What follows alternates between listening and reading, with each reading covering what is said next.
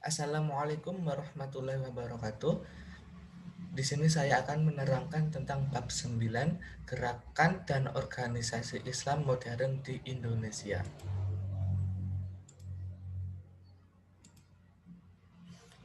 Perkenalkan, nama saya Ramada Imam Ghazali Mustaqim.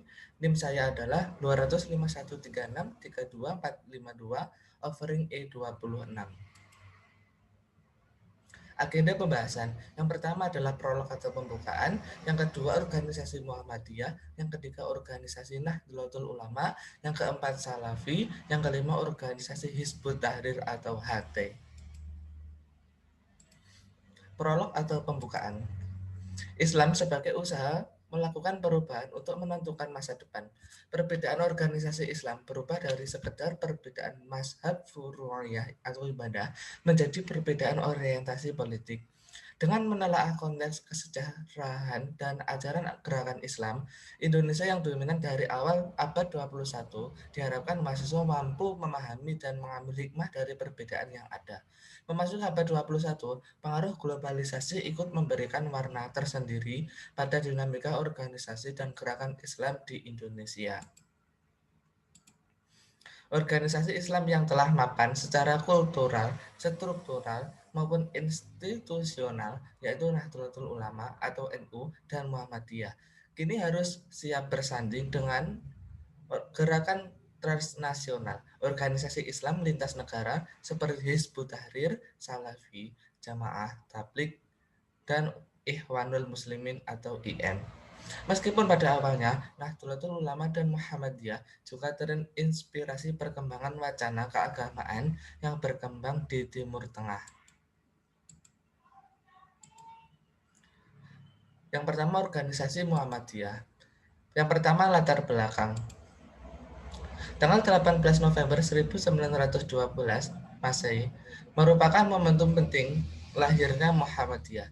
Kelahiran Muhammadiyah merupakan awal dari sebuah gerakan Islam modernis yang melakukan perintisan pemurnian akidah atau purifikasi sekaligus pembaruan Islam di Indonesia. Sebuah gerakan yang didirikan oleh Kiai Haji Ahmad Dahlan dari kota Santri, Kauman, Yogyakarta. Kata Muhammadiyah secara bahasa berarti pengikut Nabi Muhammad. Penggunaan kata Muhammadiyah dimaksud untuk menisbahkan penganut Muhammadiyah dengan ajaran perjuangan Nabi Muhammad SAW. Kelahiran Muhammadiyah merupakan manifestasi dari gagasan pemikiran dan awal perjuangan dari sang pendiri Kiai Haji Ahmad Dahlan alias Muhammad Darwis. Dua ajaran dan pemikiran. Di antara ajaran Muhammadiyah adalah mengamalkan ibadah hanya yang secara eksplisit. Yang kedua, selain menggunakan Al-Quran dan hadis Nabi, mereka mengikuti hasil ijtihad dari ulama yang dipandang sebagai tokoh-tokoh pembaru. Yang ketiga, segala hal baru mengenai ibadah yang tidak pernah dilakukan oleh Rasulullah adalah bid'ah, seperti bacaan zikir. Yang ketiga, basis massa. Menurut Mujani dalam Asy'ari 2010, lebih dari 25 jiwa Muslim Indonesia adalah pengikut Muhammadiyah. Pada umumnya mereka berada di daerah perkotaan dan merupakan kaum terpelajar. Muhammad Billah dalam Yunahar 1993 berpendapat bahwa basis sosial dari Muhammadiyah adalah sekolah modern, para pedagang, penduduk kota, para petani, dan mencakup wilayah Jawa dan luar Jawa. Sehingga yaitu lebih dari 25 juta Muslim Indonesia adalah pengikut Muhammadiyah. Yang kedua, organisasi Nahdlatul Ulama atau NU. Latar belakang. Nahdlatul Ulama lahir dari kalangan pesantren yang gigih melawan kolonialisme saat Indonesia berjuang meraih kemerdekaan. Mereka membentuk organisasi gerakan Nahdlatul Wathon, Kebangkitan Tanah Air, pada tahun 1916. Kemudian tahun 1918 mendirikan Taswirul Afkar atau dikenal juga dengan Nahdlatul Fikri. Kebangkitan pemikiran sebagai wahana pendidikan sosial politik, kaum keagamaan dan kaum santri. Selanjutnya, didirikan Nahdlatul Tujar, gerakan kaum saudagar yang dijadikan basis untuk memperbaiki perekonomian rakyat. Dengan adanya Nahdlatul Tujar itu, maka Taswirul Afkar selain tampil sebagai kelompok studi juga menjadi lembaga pendidikan yang berkembang sangat pesat dan memiliki cabang di beberapa kota. Dua, ajaran dan pemikiran. Di samping mengamalkan ajaran yang secara eksplisit tercantum dalam Al-Quran dan hadis, NU juga mengamalkan ibadah yang tidak disebutkan secara eksplisit di Al-Quran dan hadis, seperti mengadakan istighosa, zikir, dan sholawatan. Sholat tarawih pun 20 rakaat karena mengikuti mazhab Syafi'i. Di samping menggunakan Al-Quran dan hadis Nabi, NU juga menjadikan pendapat sahabat tabi'in dan para ulama sebagai rujukan penting dalam berakidah dan beribadah. Pesantren tradisional dijadikan rujukan orang NU.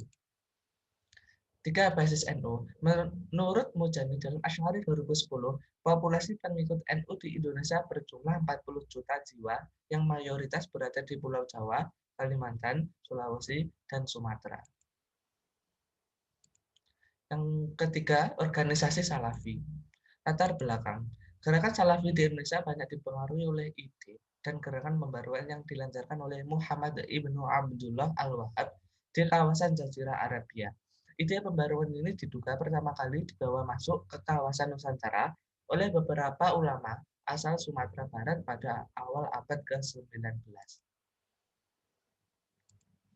Dua, ajaran.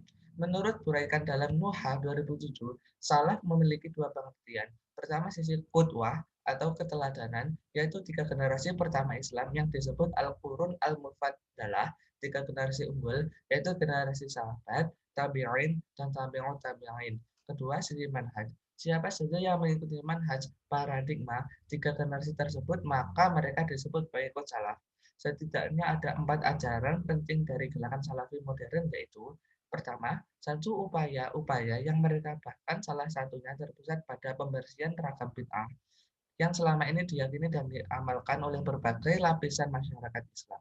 Yang kedua, mereka memandang keterlibatan dalam bidang semua proses politik praktis seperti pemilihan umum sebagai sebuah bid'ah dan penyimpangan. Yang ketiga, mereka cenderung kooperatif dalam menyikapi gerakan-gerakan Islam. Yang keempat, mereka meyakini adanya larangan melakukan gerakan separatis dalam sebuah pemerintahan Islam yang sah. Itulah sebabnya setiap tindakan atau upaya yang dianggap ingin meruntuhkan pemerintahan yang sah dengan mudah diberi cap makar atau semacamnya. Yang ketiga, basis massa Salafi. Jumlah pengikut Salafi di Indonesia masih sangat sedikit bila dibandingkan dengan pengikut NU dan Muhammadiyah. Pada umumnya, mereka adalah alumni pesantren atau majelis taklim yang diasuh oleh para ustadz tamatan sekolah di Timur Tengah, seperti Saudi Arabia dan Yaman, atau tamatan lembaga Timur Tengah yang ada di Indonesia seperti LIPIA, atau Lembaga Ilmu Pengetahuan Islam dan Arab di Jakarta. Organisasi berikutnya adalah Hizbut Tahrir. Pertama, latar belakang. Hizbut Tahrir berdiri pada tahun 1953 di Al-Quds atau Baitul Maqdis, Palestina. Gerakan yang menitik beratkan perjuangan membangkitkan umat di seluruh dunia untuk mengembalikan kehidupan Islam yang melalui tegaknya kembali khilafah Islamiyah. Ini dipelopori oleh Taqiyuddin An-Nabhani, seorang alumni Al-Azhar Mesir dan pernah menjadi hakim di Mahkamah Syariah di Palestina. Hizbut Tahrir kini telah berkembang ke segenap penjuru dunia, bisa berkembang di seluruh negara Arab di Timur Tengah, termasuk di Afrika, seperti di Mesir, Libya, Sudan, dan Aljazair. Perkembangan Hizbut Tahrir juga merambah ke Turki, Inggris, Perancis, Jerman, Austria, dan masih banyak negara lain.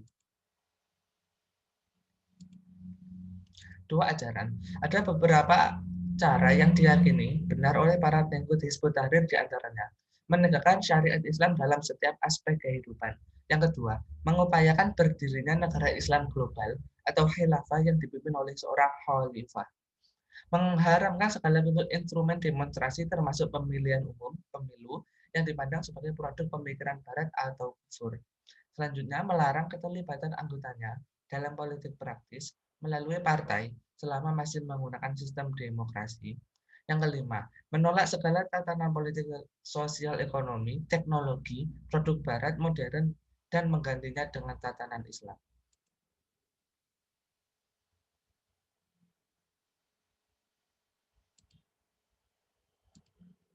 Tiga, basis massa. Mayoritas pengikut HT di Indonesia adalah kaum muda dari kalangan mahasiswa di kampus-kampus perguruan tinggi umum, lembaga-lembaga yang menjadi basis BDI adalah Badan Dakwah Kampus BDK atau Lembaga Dakwah Kampus LDK. Dan belum diketahui jumlah pasti pengikut HT ini, karena masih sedikit pengikutnya di Indonesia.